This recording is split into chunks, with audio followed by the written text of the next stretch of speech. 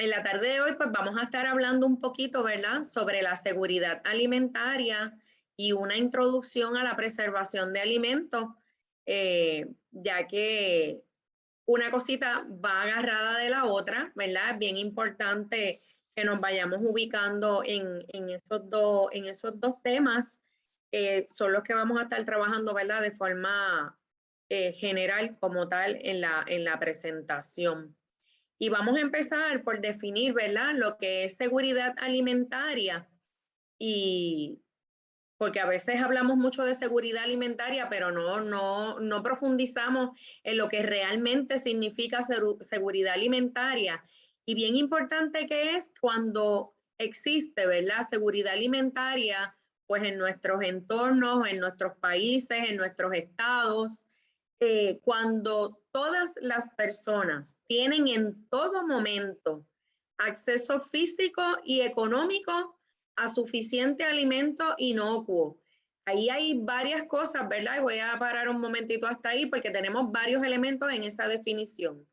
Que todas las personas tengan acceso tanto físico como económico a suficiente alimento inocuo. Y cuando hablamos de alimentos inocuos nos estamos refiriendo, ¿verdad?, a alimentos que están libres de enfermedades y que los podemos comer, ¿verdad?, de forma nutritiva. Así que a veces pudiera darse el elemento que tengamos el acceso físico, pero no contemos con la parte económica para poder adquirir ese alimento. A veces es lo contrario, tenemos el factor económico, pero no tenemos el acceso físico para conseguir el alimento. Y a veces puede ocurrir, ¿verdad?, que se dé en los tres renglones, que ni tengamos el acceso físico ni el económico y que el alimento que tengamos no sea ni nutritivo ni inocuo. Así que es bien importante que para que haya seguridad alimentaria, ¿verdad?, se den esos tres elementos de manera que podamos satisfacer las necesidades y las preferencias alimentarias, ¿verdad?, para poder llevar una vida activa y saludable.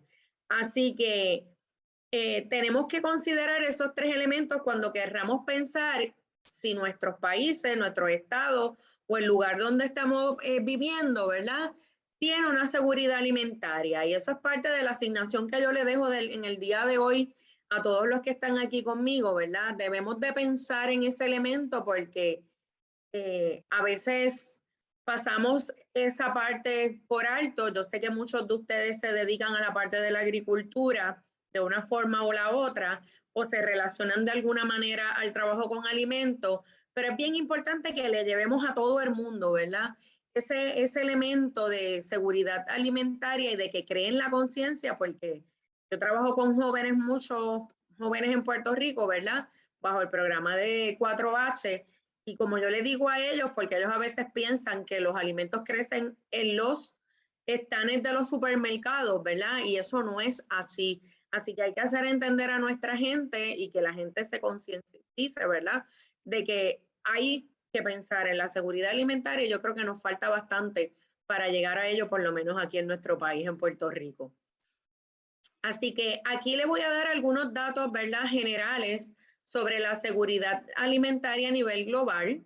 Y se estima que para el 2016, ¿verdad?, el número de personas aquejadas de subalimentación crónica en el mundo aumentó hasta los 815 millones cuando lo comparábamos con el 2015, con el año anterior. Así que yo creo que 815 millones de personas es un número que realmente nos aterra, ¿verdad? Es un número bastante grande. Eh, Aunque, ¿verdad?, le pongo ahí el dato que la cifra es un poco inferior a los 900 millones que teníamos registrados en el 2000, pero aún así, ¿verdad?, no es representativo esa reducción. Yo creo que tenemos que hacer mucho más para poder llegar a no tener, ¿verdad?, ninguna persona con problemas de alimentación en el mundo, pero eso es a lo que aspiramos. Pero yo creo que 815 millones pues son demasiadas todavía. Así que tenemos que hacer más, tenemos que seguir trabajando fuerte y tenemos que hacer más para tratar de manejar esta situación a nivel mundial. En el mundo, ¿verdad? Pues concurren múltiples formas de malnutrición y también tenemos el otro extremo, que tenemos un exceso, ¿verdad? En el peso y obesidad que aumenta en la mayoría de las regiones nuestras. Si nosotros pensamos unos 20, 30 años atrás y empezamos como a vernos nosotros mismos, ¿verdad? Porque no tenemos que compararnos con nadie, nosotros mismos, si nos evaluamos, decimos, Dios mío, pero yo creo que yo he ganado tantas libras en los últimos 20 años o en los últimos 15 años. Así que ese exceso de peso y esa obesidad ha ido en aumento en todas nuestras regiones, ¿verdad? Y se ha vuelto una pandemia realmente a nivel mundial, por lo cual tenemos que entonces también considerar, porque eso es parte de nuestra seguridad alimentaria también, qué alimentos son los que estamos produciendo y qué es lo que estamos consumiendo que nos está llevando a ese exceso de peso y esa obesidad a nivel mundial. Así que no solo el problema, ¿verdad?, de malnutrición, de quizás una subalimentación crónica, sino también el exceso de peso y obesidad. Y ahora vamos a hablar de forma general, ¿verdad?, de algunas dimensiones en la seguridad de alimentos. Y es que es bien importante que consideremos estos elementos cuando estemos pensando en seguridad alimentaria, y el primer elemento que debemos, o dimensión, ¿verdad?, que debemos de considerar la seguridad alimentaria es la disponibilidad. Existe cantidades suficientes de alimentos con una calidad adecuada, suministrada a través de la producción del país o de sus importaciones, ¿verdad? Es ver esa disponibilidad de alimentos, si es suficiente, si es de calidad, si es adecuado, y si está suministrada, ¿verdad?, a través de toda la producción de ese país. Porque a veces tenemos unos países que cuando los observamos, hay mucha producción de alimentos en un área, por decir una zona geográfica, a lo mejor el norte y el este tiene muy buena producción, pero ese mismo país hacia el sur y el oeste, pues tiene un déficit de producción, ¿verdad? Así que, o la calidad no es la más adecuada. Debemos de considerar ese elemento de disponibilidad porque es una de las dimensiones para que se cumpla, que haya seguridad alimentaria. Y entonces yo le planteo, ¿verdad?, una pregunta, y especialmente a nuestra gente de Puerto Rico, ¿verdad?, que es donde yo ubico físicamente y con quien trabajo todos los días, que pensemos, ¿verdad?, de dónde vienen los alimentos que consumimos y cómo llegan hasta nuestros hogares.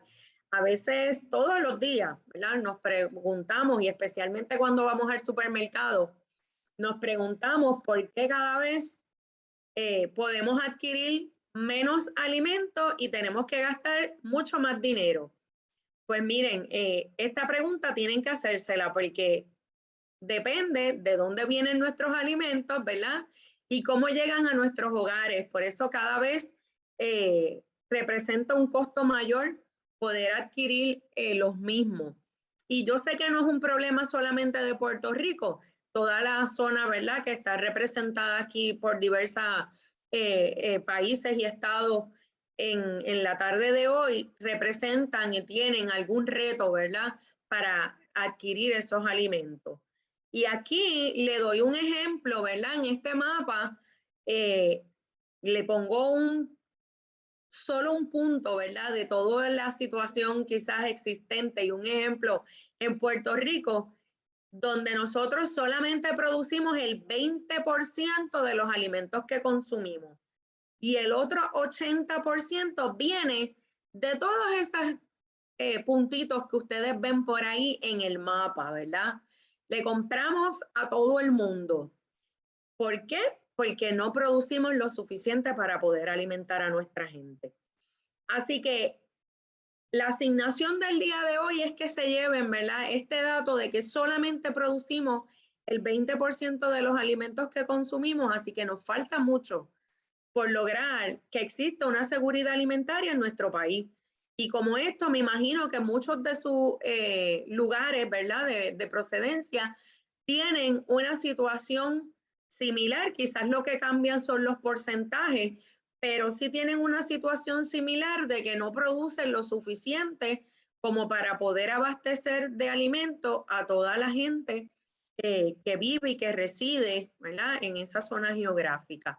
Así que tenemos que hacer mucho más, ¿verdad? Tenemos que seguir viendo estos datos y darnos cuenta que hemos hecho, pero todavía nos falta mucho por lograr para tener esta seguridad alimentaria que nosotros vamos buscando en los lugares donde estamos ubicados geográficamente.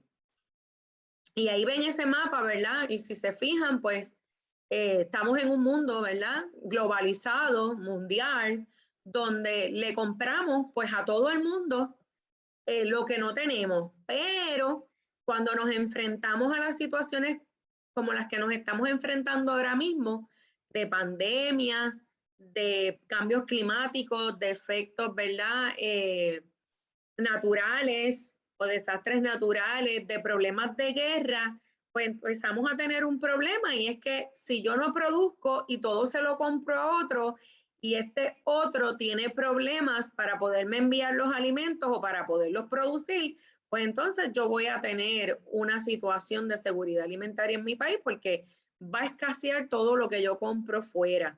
Así que en Puerto Rico compramos el 80% de los alimentos que consumimos, así que imagínense si tenemos un problema serio para poder abastecer entonces la alimentación de nuestro país. Y aquí, ¿verdad? Otro ejemplo para que tengan una idea de por qué cada vez seguimos pagando los alimentos más caros. Pues miren, porque cada vez nuestros alimentos para poder llegar a nuestra zona del Caribe y a nuestras áreas tienen que recorrer muchas millas, ¿verdad? Millas náuticas, y estas millas náuticas representan dinero, porque poder movilizar todos esos alimentos durante todo ese trayecto conlleva un personal que hay que pagar, un diésel que hay que pagar, unas embarcaciones que hay que pagar, unos muelles y unos movimientos, ¿verdad?, de importación y exportación que tenemos que pagar, y todo eso cuesta y cada vez cuesta más. Por lo tanto, ese costo se lo van a traducir al alimento que vamos consumiendo. Si nosotros tuviéramos la producción interna dentro de nuestro país, por ejemplo en Puerto Rico, ¿verdad?, no somos tan grandes hablando territorialmente hablando, pues no tendríamos que recorrer tantas millas para poder tener acceso a esos alimentos. Por lo tanto, no pagaríamos el costo que estamos pagando por nuestros alimentos. Además de que tendríamos unos alimentos frescos, ¿verdad? Porque si ustedes se fijan, tienen ahí en el mapa unas áreas donde le dice que tarda 25 días, que corre 9.602 millas náuticas en ir, ¿verdad?, de este punto X que me vendió hasta la zona del Caribe para poderme traer ese alimento. Lo mismo nos pasaría si lo vemos, ¿verdad?, en el otro, al lado izquierdo, tienen ahí uno de 29 días donde recorre 10.627 millas, ¿verdad?, que proviene de la zona de Europa. Y así podemos estar hablando el día entero, ¿verdad?, de todas las millas náuticas que recorren nuestros alimentos para poder estar en nuestra región del Caribe. Así que un poco este mapa es para ubicarlos, ¿verdad?, en por qué tenemos que trabajar con nuestra seguridad alimentaria, porque nuestros alimentos están recorriendo demasiado de millas náuticas, tardan demasiado de muchos días, se complica con varios eventos que pueden estar ocurriendo simultáneamente a nivel mundial, y entonces la disponibilidad, pues ahí queda, ¿verdad?, con un signo de interrogación de cuán disponible entonces tenemos los alimentos. Si ocurriera algún tipo de evento, ¿verdad?, que todas esas millas náuticas no se pudieran recorrer. Y ahora vamos entonces a ver otra dimensión de la seguridad alimentaria, ¿verdad? Y es la accesibilidad a ese alimento. Otros datos, ¿verdad?, de Puerto Rico para podernos ubicar de forma general, el 58% de la población en Puerto Rico tiene acceso a los alimentos por algún beneficio que otorga el gobierno, tales como el PAN, el WIC y comedores escolares, ¿verdad? Son algunos de esos ejemplos. Si ustedes se fijan, más de la mitad de nuestra población se alimenta gracias a algún beneficio que otorga el gobierno. Así que si el gobierno no otorga esos beneficios, entonces, ¿con qué se va a estar alimentando nuestra clientela, nuestra gente, nuestra población? Así que a esa área, esa dimensión, ¿verdad?, de seguridad alimentaria en cuanto a accesibilidad, también tenemos una situación con la cual tenemos que trabajar. Yo los invito a que en sus regiones también indaguen, ¿verdad?, y busquen estas estadísticas de cuántas personas se benefician de algún beneficio que otorga, ¿verdad?, el gobierno para poderse alimentar.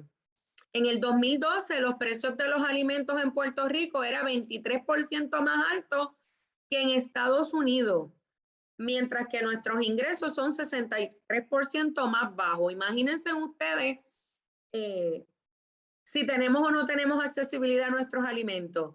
Y usted lo oye constantemente en nuestro país, a lo mejor también está pasando en sus países, porque esto es a nivel, ¿verdad?, mundial, este problema de accesibilidad. Cuando llegamos a los supermercados, todo el mundo quejándose de los precios, de que cada vez todo está más alto, de que cada vez el dinero nos rinde menos, nos ganamos menos, pero tenemos que gastar más. Y en el 2008, ¿verdad? Tenemos ahí que 1.2 millones de residentes en Puerto Rico se beneficiaban del programa de asistencia nutricional, o como nosotros lo llamamos, ¿verdad?, PAN. Eso representa un 36.3% de nuestra población. Así que realmente son datos alarmantes, donde vemos que la accesibilidad entonces a los alimentos realmente no es como nosotros pensaríamos de forma general, ¿verdad?, que sí es accesible y que todo el mundo podría tener el ingreso económico para poder entonces tener alimento. La otra dimensión en cuanto a seguridad alimentaria es la adecuación de los alimentos, ¿verdad? Una alimentación adecuada, agua potable, sanidad y atención médica es importante para lograr un estado de bienestar nutricional que satisfaga todas las necesidades fisiológicas que tiene el ser humano, ¿verdad? Así que, ¿cuán nutritivos son los alimentos que estamos consumiendo? Eso también lo tenemos que, ¿verdad?, marcar, puntualizar. Y la pobre alimentación, ¿qué ha causado? Pues muchos problemas de salud relacionados con consumos de alimentos no nutritivos.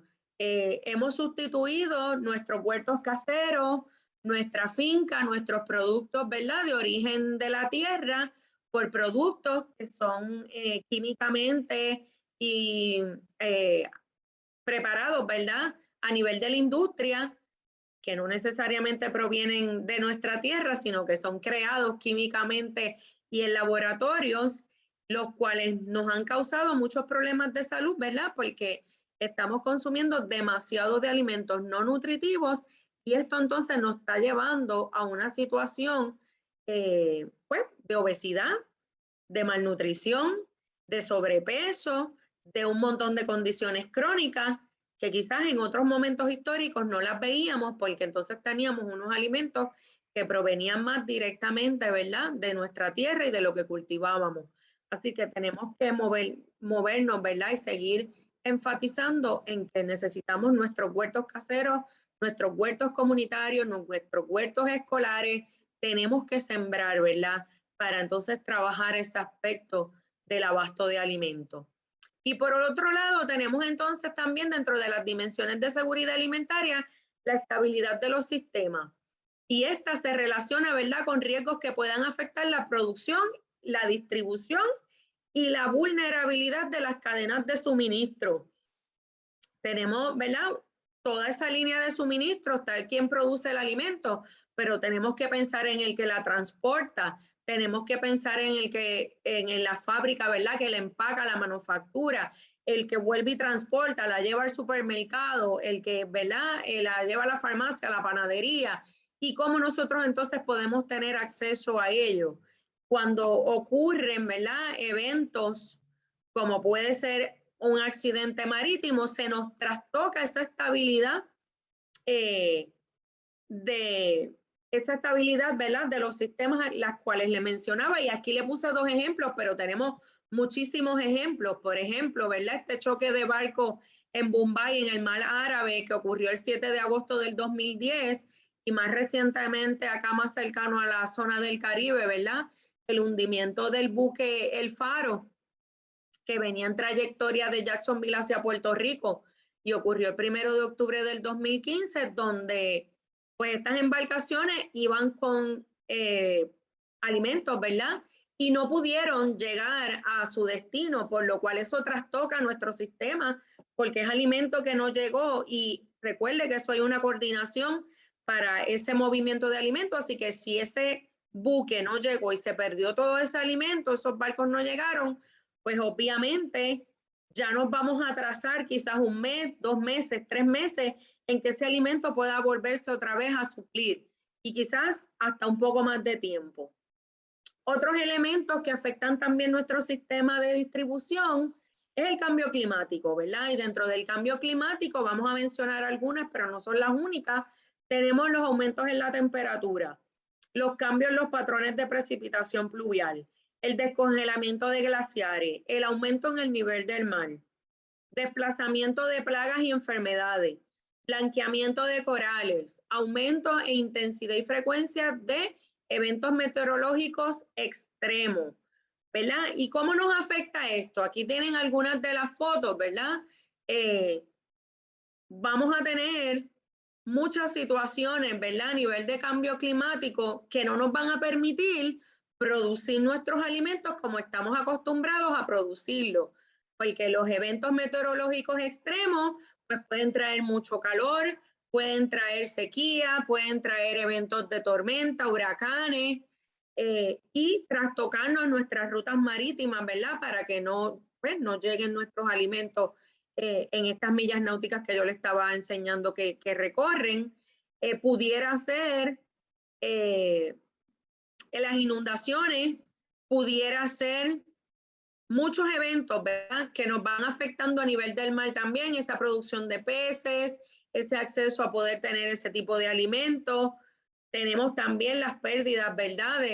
Tienen ahí algunas fotos de pérdidas de costa, que también afecta nuestra flora, nuestra fauna y la forma, ¿verdad?, en que esa cadena de alimentos se va dando para podernos entonces alimentar.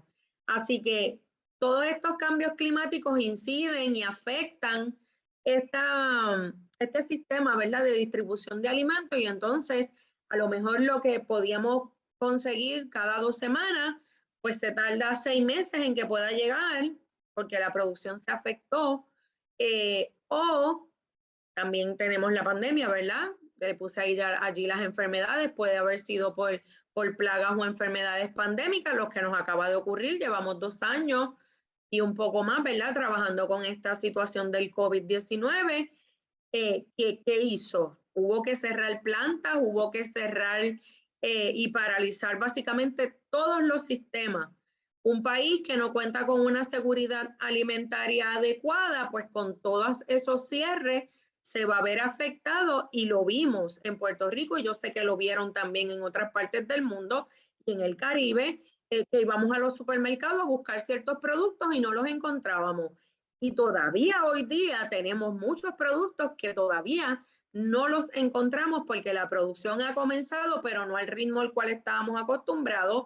Así que va a tardar un tiempo más. Y si seguimos, ¿verdad?, con otras variantes surgiendo y emergiendo, pues entonces vamos a tener mucho más tiempo de espera en que esta cadena de distribución se pueda estabilizar. Esa primera parte, ¿verdad?, que quise hacer introductoria de seguridad alimentaria, lo que quiero que se lleven de ahí hoy es que tienen que pensar, ¿verdad? Tienen que pensar si hay suficiente abasto, si es accesible, si es nutritivo, todo lo que puede ocurrir, ¿verdad?, e incidir en nuestra cadena de distribución, y evaluar si realmente contamos con una seguridad alimentaria en el Caribe. Y creo que tenemos que trabajar mucho para llegar a eso. Así que, ¿verdad? Entidades como las que estamos trabajando y colaborando se dedican a eso. Muchos de ustedes, si están aquí hoy, es porque realmente o lo trabajan o tienen una preocupación o quieren aportar algo con relación al tema de seguridad alimentaria. Así que bien importante, ¿verdad? Que se lleven hoy en su mente esa parte de seguridad alimentaria y cómo ustedes pueden aportar un granito a que eso pueda mejorar, ¿verdad? Es mi interés, ¿verdad? Con esos datos generales que le presenté de seguridad alimentaria. Ahora vamos a ver un poquito el rol de la preservación de los alimentos, ¿verdad? En esta seguridad alimentaria. Porque entonces, o qué manera, ¿verdad? Puede ser uno de los roles que queremos ver hoy aquí. ¿De qué manera yo puedo aportar, ¿verdad? A esa seguridad alimentaria? Pues mire, si trabajamos con este concepto de preservación o conservación de los alimentos, pues quizás nos podemos preparar un poquito previo, ¿verdad? A que ocurran los eventos y podemos tener entonces alimentos disponibles para estos momentos históricos. ¿Y qué es preservación o conservación de los alimentos, verdad? Pues es el conjunto de procedimientos y recursos que vamos a utilizar para preparar y envasar productos alimenticios, ¿verdad? ¿Con qué fin? Con el fin de guardarlos y consumirlos mucho tiempo después de preservado. Es que yo tenga este alimento, ¿verdad? Guardado por mucho tiempo, que puedo tenerlo guardado para yo poder entonces consumirlo en un momento X que sea necesario. Y que después de preservado sus características organolépticas, ¿verdad? Ya mismo le voy a decir lo que es organoléptica, y sus propiedades nutricionales estén todavía ahí presentes, ¿verdad? Se conserve, porque nosotros nos alimentamos por lo que vemos y por lo que olemos, ¿verdad? Además del sabor, pero primero comemos por los ojitos y por la nariz. Y entonces, si no nos gusta el color, si no nos gusta el olor, pues ya decimos, no, eso yo no lo voy a consumir. Así que es bien importante que en este proceso, ¿verdad? De la preservación de alimentos, lo que vamos buscando es extender ese periodo de tiempo, ¿verdad? Para que pueda ser tanto transportado como exhibido en un negocio, que el consumidor pueda comprarlo o adquirirlo y finalmente, ¿verdad? Lo pueda consumir. Vamos buscando eso en ese aspecto de preservar o conservar esos alimentos que no necesariamente todo lo toca la industria. Lo podemos hacer también nosotros, ¿verdad? Acá a nivel de escala, a nivel familiar, a nivel comunitario, porque no todo se lo podemos dejar al gobierno, ¿verdad? Nosotros tenemos que empezar a aportar desde nuestro entorno individual primero, porque si yo tengo alimento para mi familia y cada cual a nivel familiar se provee de su alimento, pues no tenemos mayores problemas, porque pude resolver, ¿verdad? En mi entorno. Y después entonces pensar en mi comunidad. Ok, ya yo pude lograr que mi familia tenga una reserva adecuada de alimentos, pues vamos a trabajar con la comunidad. Y después la comunidad, ¿verdad? Va a seguir trabajando con su municipio, con su país, y así vamos a ir logrando, ¿verdad? Extender estos apoyos a nivel nosotros entonces entre el Caribe y distintas partes, ¿verdad? Del mundo que nos podamos apoyar. En esta imagen que le estoy presentando ahí es un poco para definir, ¿verdad? El concepto de organoléptica. Cuando le estoy hablando de organoléptica me estoy refiriendo, ¿verdad? A los 5 sentidos. La definición anterior le decía que después, ¿verdad? Que preserve sus características organolépticas y sus propiedades nutricionales. Pues cuando estoy hablando de organoléptica me estoy refiriendo a que conserve ese sonido, ¿verdad? Si yo estoy acostumbrado a que cuando yo mastico ese chicharrón es crunchy, pues tiene que seguir siendo crunchy. Yo no puedo, después de que lo preservé, cuando lo vaya a masticar, sentirlo que ya no tengo ese crunch, porque entonces yo digo, ok, pues esto ya está dañado, yo no me lo quiero comer. El olor, ¿verdad? Como le dije ahorita, comemos por los ojitos y el olfato primero, por la nariz.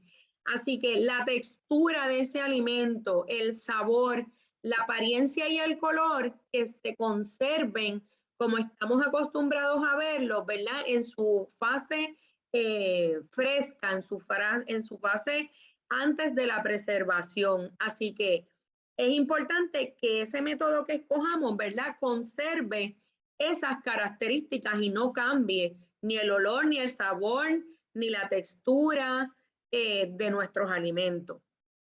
Y un poquito, aquí quise, ¿verdad?, entrarle en materia de enfermedades, aunque es de manera un poco general, porque la preservación de alimentos puede verse impedida, ¿verdad?, por enfermedades transmitidas por el alimento o las ETAs, como las conocemos nosotros, ¿verdad?, las cuales causan infección o intoxicación. Y, por ejemplo, cuando hablamos de enfermedades transmitidas por alimentos de infección, pues son producidas por una ingesta de alimentos, ¿verdad?, que contienen microorganismos vivos, perjudiciales para nuestra salud, ¿verdad? Y le pongo ahí como ejemplo, pues están los virus, las bacterias y los parásitos. Una E. coli 0757H7, ¿verdad?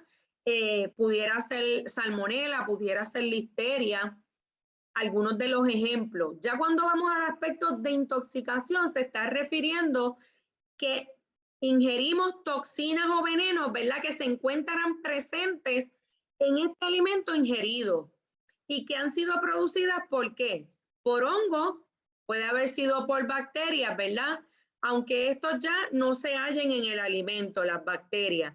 Así que nos dejan allí, ¿verdad?, unas toxinas o unos venenos que cuando consumimos entonces ese alimento nos van a enfermar. Y ejemplo de esto, ¿verdad?, puede ser la toxina botulínica o pudiera ser la enterotoxina de Staphylococcus, ¿verdad?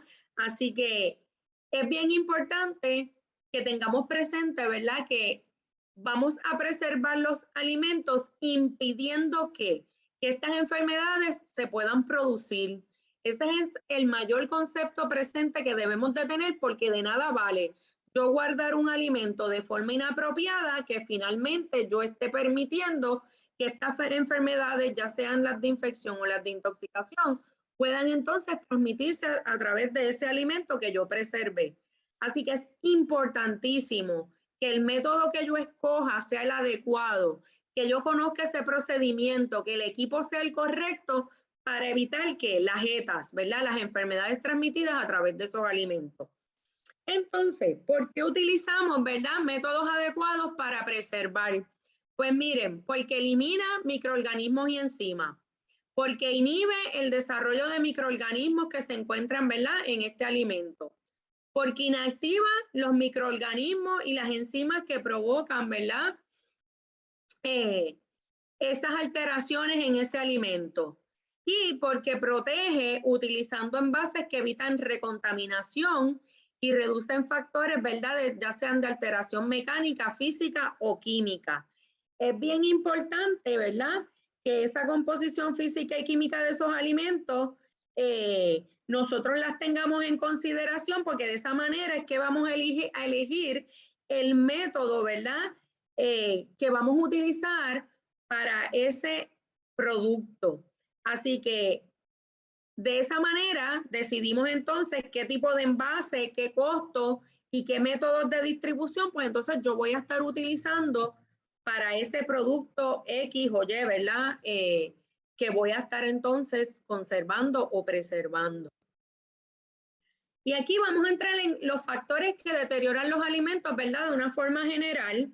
Y algo que quiero mencionarle antes de entrar, ¿verdad?, en los factores como tal, son dos factores bien importantes de forma general, ¿verdad?, porque esto casi tenemos que dar un curso completo sobre ellos, pero algo que quiero que se lleven ustedes hoy de aquí es que la composición química del alimento se puede alterar o afectar por el agua y por la acidez.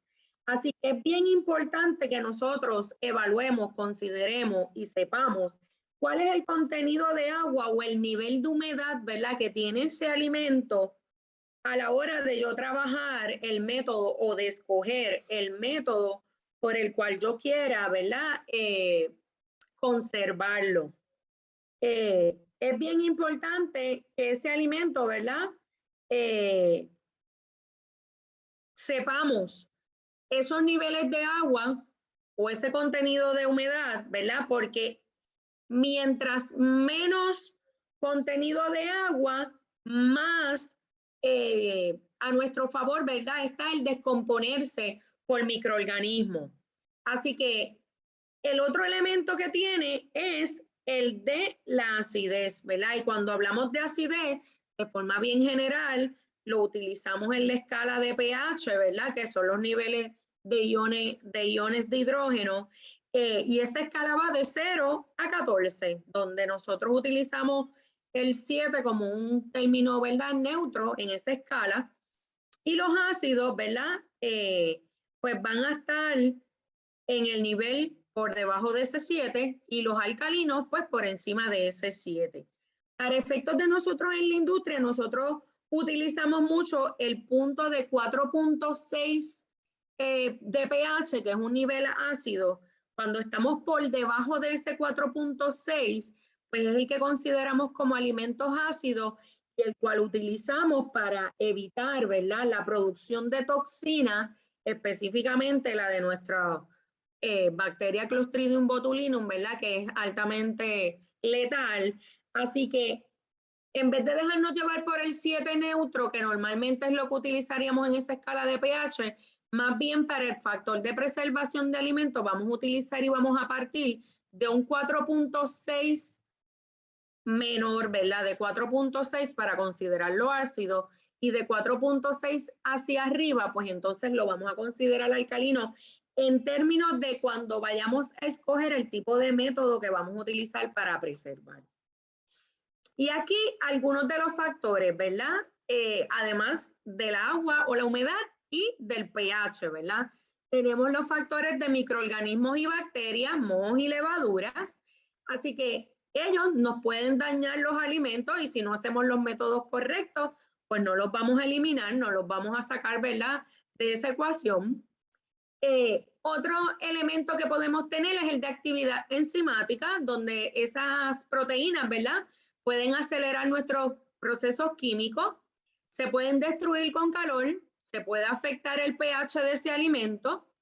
Hay algunas que prefieren ambientes ácidos y otras alcalinas, ¿verdad? Todo depende de con qué enzima estemos trabajando.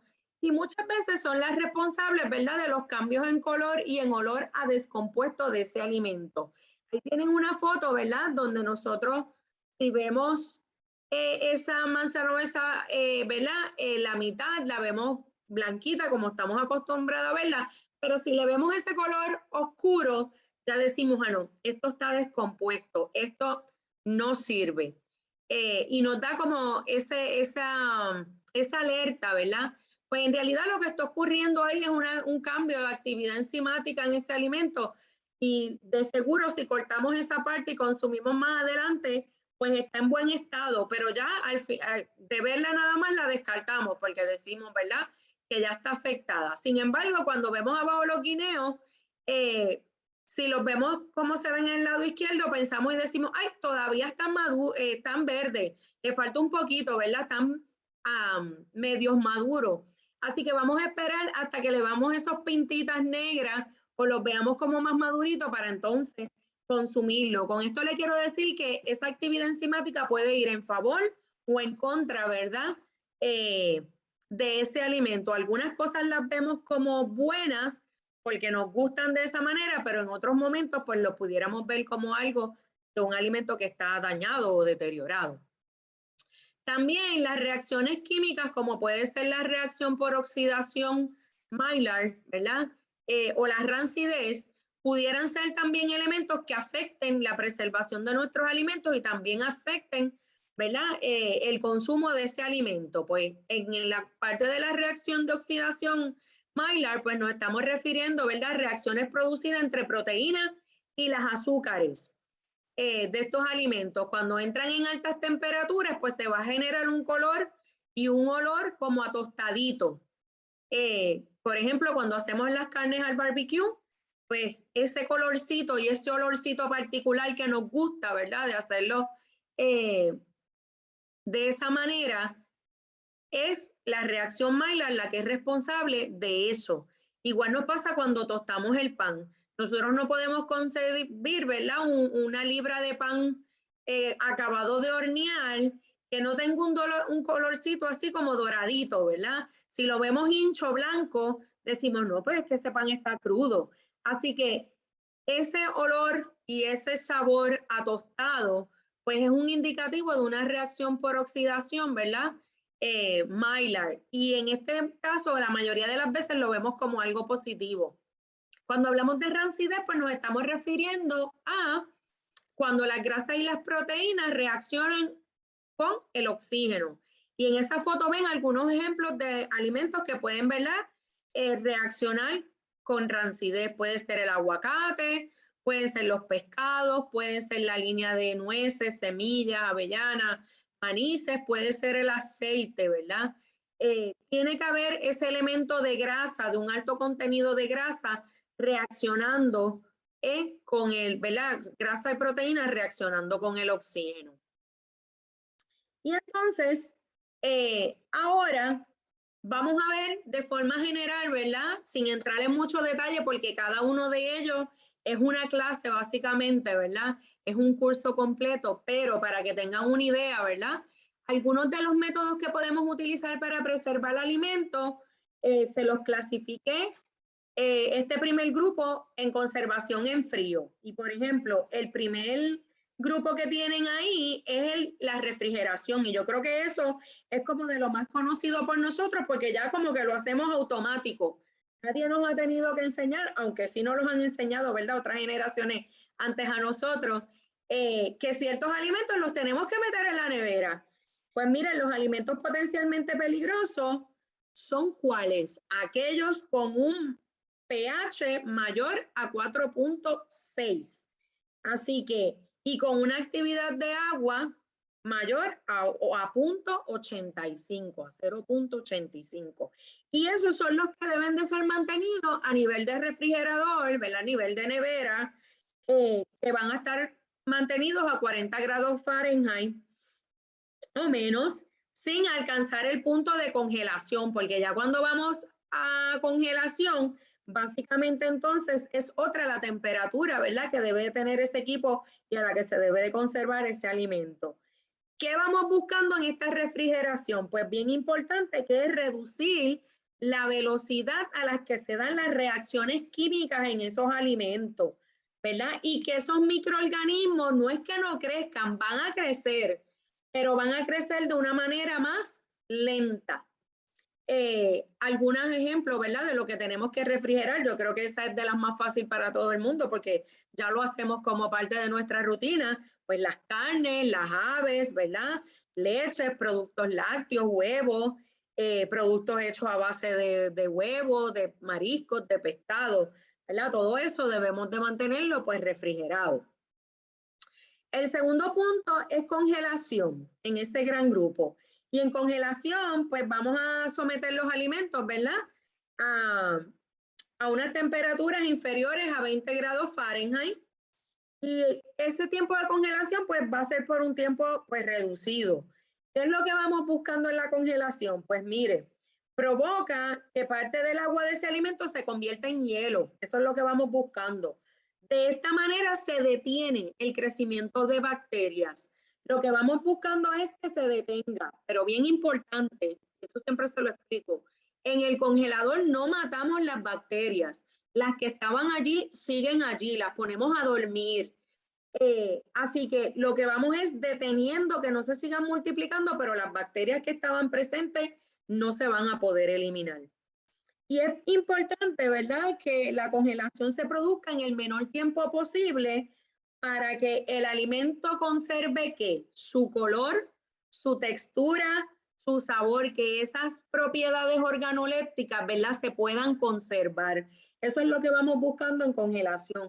Y cuando vamos a ultracongelación, pues ahí cambia un poquito es la temperatura, ¿verdad? Podemos ir desde menos 31 grados Fahrenheit hasta menos 238 grados Fahrenheit, ¿verdad? Ya esos son unos equipos bastante especializados, donde el proceso es más rápido todavía que el de congelación, porque queremos unos cristales de hielo más pequeños que en el de la congelación. ¿Para qué? Para no afectar el tejido de los alimentos. Detenemos bacterias, no se siguen multiplicando, pero tampoco afectamos el tejido, ¿verdad?, de ese alimento. No lo lesionamos. Así que esos son los métodos, ¿verdad?, de conservación en frío. Después pasamos a los métodos de conservación en calor. Y cuando estamos hablando de los métodos de congelación en calor, el primero es el de cocción, que también es, ¿verdad?, de los más conocidos porque lo hacemos como que todos los días. Y vamos buscando que ese alimento alcance 212 grados Fahrenheit, ¿verdad?, en ese método de cocción, donde vamos a eliminar gran parte de los microorganismos, pero importante que en cocción no eliminamos esporas. Ellas se quedan allí, ¿verdad?, presentes. Así que bien importante que también en ese método de cocción lo que vamos haciendo es, ¿verdad?, que ese alimento se vuelva más digerible para poderlo entonces consumir. El segundo punto de ese método es escaldado blanching, y esto es un proceso que detiene el proceso enzimático. Vamos buscando hacer el escaldado blanching porque queremos detener esas enzimas, que son las que son responsables, ¿verdad?, del crecimiento y la maduración, por ejemplo, de las hortalizas y las frutas, ¿verdad?, o vegetales. Así que este método normalmente lo vamos a acompañar con algún otro método. Muchos de estos métodos se combinan, pero este descaldado normalmente se va a combinar o con el de congelado o con el de deshidratado. Es como un tratamiento antes de someter entonces a ese alimento a otro método de preservación. Y vamos buscando también conservar las características organolépticas de este alimento, especialmente también el valor nutritivo, ¿verdad?, que no lo perdamos con la congelación o con la deshidratación o con el otro método con el que lo combinemos. Tenemos el método de pasteurización, y en el caso de pasteurización, ¿verdad?, es un tratamiento de calor por un tiempo corto para destruir microorganismos, y que no se afecte, ¿verdad?, ni el sabor ni el color de este alimento. Lo utilizamos más para trabajar, y tienen ahí al ladito la tabla, ¿verdad?, en productos como la leche, el jugo y los huevos. Y ahí le compartí algunas de las temperaturas y el tiempo, ¿verdad? Si se fijan, muchos de ellos son en tiempos en segundos. Por ejemplo, la leche, si la sometemos a 145 grados Fahrenheit son 30 minutos, pero si la sometemos a 161 grados Fahrenheit son 15 segundos. Así que, y si añadimos un poquito más de temperatura, 280 solo son 2 segundos. Así que vamos buscando, ¿verdad?, este producto se le eliminen las bacterias, pero que no sean por un periodo de tiempo, ¿verdad? No se exponga ese calor por un periodo de tiempo muy largo, mucho tiempo, para que no se afecte entonces ese producto. Tenemos la esterilización, que es un alimento, ¿verdad?, que se somete a altas temperaturas, cerca de 240 grados Fahrenheit o más. Y ahí vamos eliminando microorganismos, pero también con esterilización eliminamos las esporas de ese alimento.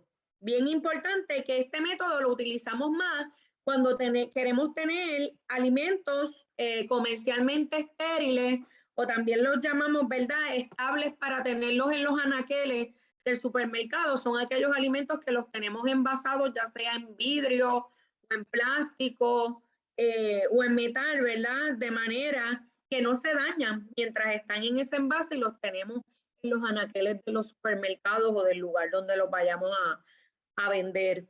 Y en el método de calor, el último, ¿verdad?, método que existe es el de uperización o UHT, y ahí sí subimos a unas temperaturas desde 140 grados Celsius hasta 284 grados Fahrenheit, podemos alcanzar ahí, pero por poco tiempo. Esto va a durar 2 segundos.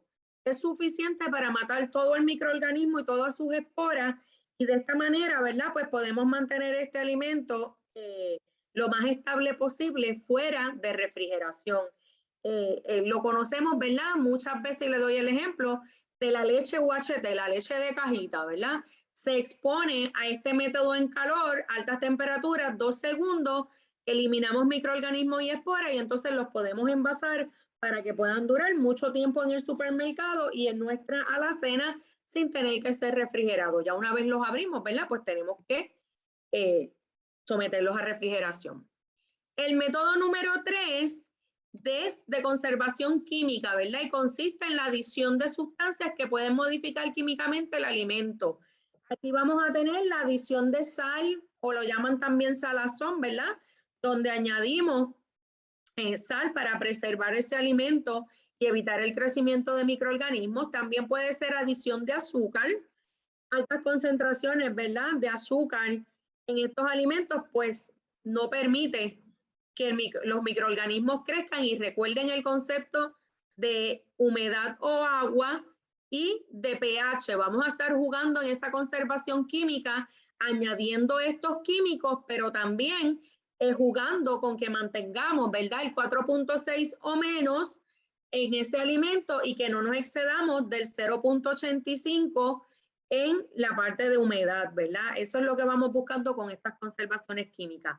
También tenemos el curado, donde se usa, ¿verdad?, la sal común, pero también puede ser sales de nitratos o nitritos potásicos y sódicos, ¿verdad?, que los utilizamos para entonces hacer estos procedimientos y nos ayuda a que se mantenga ese color rojo o rosado, ¿verdad?, en las carnes. En el ahumado, pues vamos buscando que este humo, ¿verdad?, resultante de una combustión de materias con bajo contenido de resina o aromas a ese humo, ¿verdad?, le da ese sabor peculiar a las carnes y a los pescados, ¿verdad?, que tanto pues nos gustan y lo vamos entonces a disfrutar, ¿verdad?, cuando consumimos ese alimento, cuando lo olemos o cuando lo probamos. En la acidificación, pues consiste básicamente de añadir, ¿verdad?, algún producto ácido, donde muchas veces puede ser vinagre, puede ser ácido cítrico. ¿Para qué? Para esas frutas y estas verduras, ¿verdad?, poderlas entonces conservar de manera que no permita el crecimiento de microorganismos, ¿verdad?, en este alimento.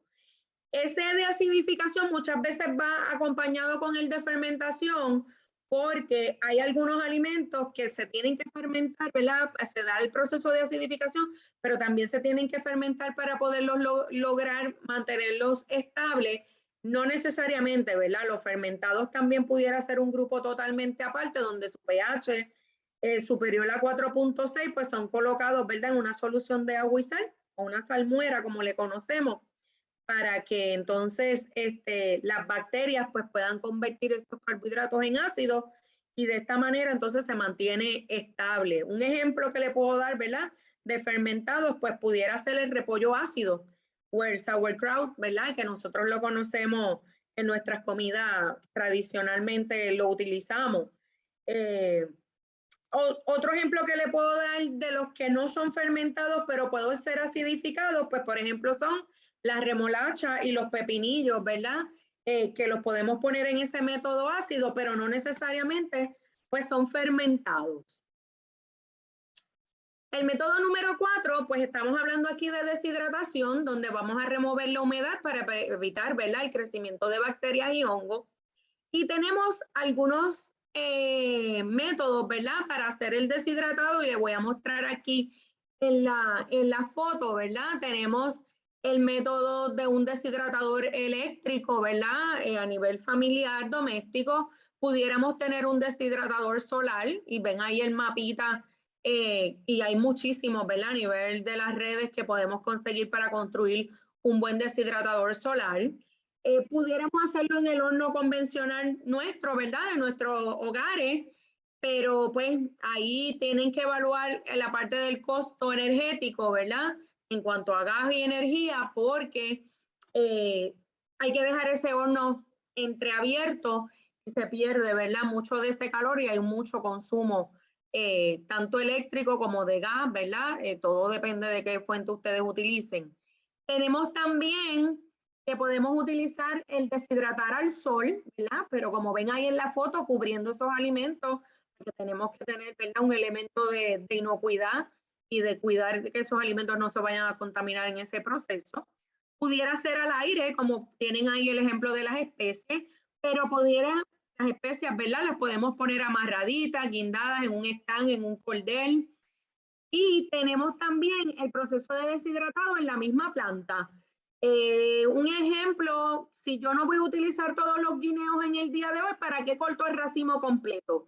Pues yo solamente le saco a esa planta los 4, los 5 guineos que necesito para consumir ahora y dejo el resto del racimo allí, ¿verdad? Tienen un ejemplo ahí de las semillas de girasol, ¿verdad?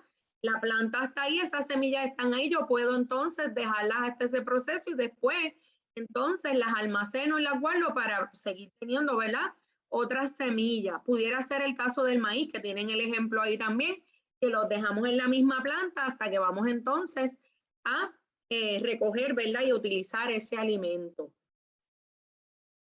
En el método número 5, para la preservación, pues estamos hablando del latado al vacío o home canning. Y ese método lo dividimos en 2 grandes grupos. Los alimentos ácidos, que se pueden entonces trabajar en una olla de agua hirviendo, ¿verdad?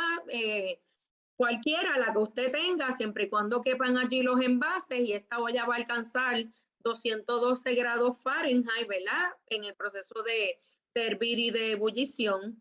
O los alimentos que no son ácidos, que se van a estar utilizando la olla de presión, que es especial. Si ustedes se fijan en esa foto que ven a su mano ahí derecha, ¿verdad? Al lado de lo que estamos hablando, ustedes están viendo que esa olla tiene un reloj en la parte de arriba. No es una olla de presión tradicional de las que nosotros usamos de uso doméstico. Esta olla trae ese reloj o trae unas pesas para medir, ¿verdad? La presión a la que vamos a exponer ese alimento, porque necesitamos alcanzar 240 grados Fahrenheit. En nuestra olla tradicional eso no podemos medir ni la presión ni saber si llegamos a 240 grados Fahrenheit, por eso no puede ser en ese tipo de olla. ¿Y qué vamos buscando aquí? Vamos buscando destruir las esporas de Clostridium botulinum, porque esas esporas son un problema.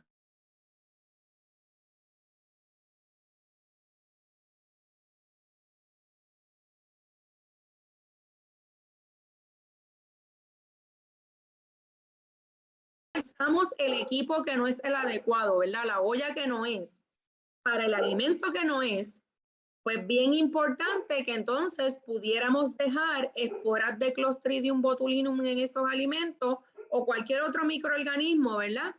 Y cuando vayamos a consumir este alimento, pues nos podamos enfermar o hasta morir. Y aquí el último método, ¿verdad? De preservación de alimentos, que puede ser bajo preservación de alimentos secos. Mucha gente lo conoce como las pailas de alimentos, ¿verdad? Realmente el protagonista no son las pailas, ese es un método quizás para almacenarlo, cargarlo mucho más fácil, pero aquí los protagonistas son las bolsas Mylar y los absorbentes de oxígeno, ¿verdad? Los cuales utilizamos dependiendo del tamaño de la bolsa, va a ser los que necesitemos para introducir dentro de esta bolsa Mylar, sellarla y eliminar todo el oxígeno y preservar alimentos aquí hasta por un periodo fácil de 15 a 20 años.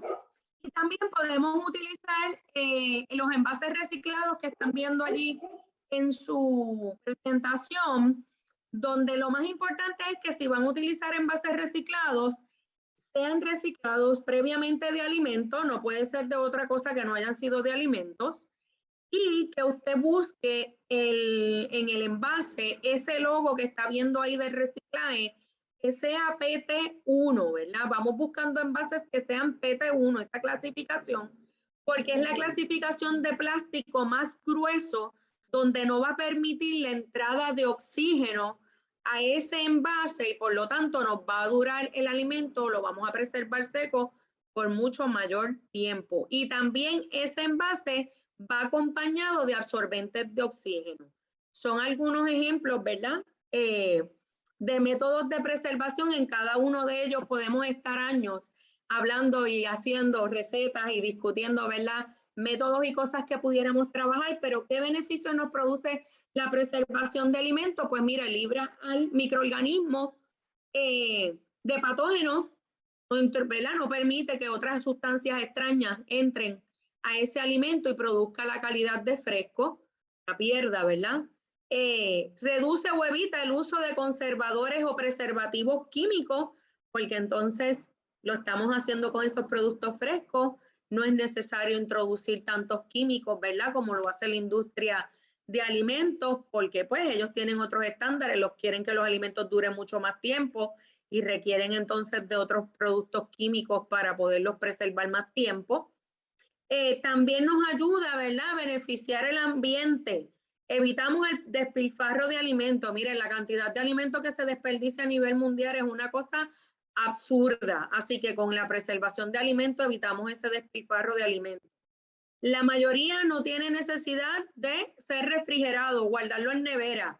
Puedes conservarlo a temperatura ambiente, así que no necesito un equipo que me está consumiendo gasto energético, ¿verdad? Y cuidamos el ambiente, así, además de que ahorramos, ¿verdad?, en ese gasto. Se usan los desperdicios no aprovechables de los vegetales y las frutas, ¿verdad? ¿Por qué? Porque los podemos utilizar en la composta o en el campo, ¿verdad? ¿Para qué? Que eso supone entonces menos basura doméstica que va a llegar a los vertederos de nuestros países, ¿verdad? O a los cuerpos de agua de nuestra zona del Caribe. Así que estamos aportando y beneficiando el ambiente, además de que nos estamos beneficiando, ¿verdad?, nosotros individualmente a nivel de familia. Otro beneficio que tiene la preservación de alimentos son alimentos variados durante todo el año. A veces tenemos los mangos y se están perdiendo. Ya nadie quiere mango porque tenemos tantos mangos que ya nadie los quiere, ni aunque se los regalemos. Pero después, durante otra época del año, daríamos lo que no tuviéramos por un mangodito, ¿verdad? Por el mango. Así que si yo preservo, yo tengo alimento durante todo el año. Lo mismo nos pasa con las panas, ¿verdad? Y con muchos frutos que son de temporada, los tendríamos en una temporada y en el resto no. Pues entonces preservando los tendríamos durante todo el año. Además de que no se pierden esos excedentes. Se puede almacenar por largos periodos de tiempo, se preparan con anticipación, eso es una de las cosas de antelación, es una de las cosas, ¿verdad?, plus en cuanto a la seguridad alimentaria, porque no espero a que tenga el problema encima, ya yo tengo alimento almacenado y si ocurre algo, están ahí. Son listos para comer, normalmente todas estas formas de preservar, usted abre el envase y se come el alimento y está listo para comerlo y extiende la vida útil de un cultivo, ¿verdad? Bien importante, y la diversificación de ingresos. Usted puede entonces, ¿verdad?, ahorrar en unas áreas para consumir o gastar en otras, para ahorrar para muchos otros elementos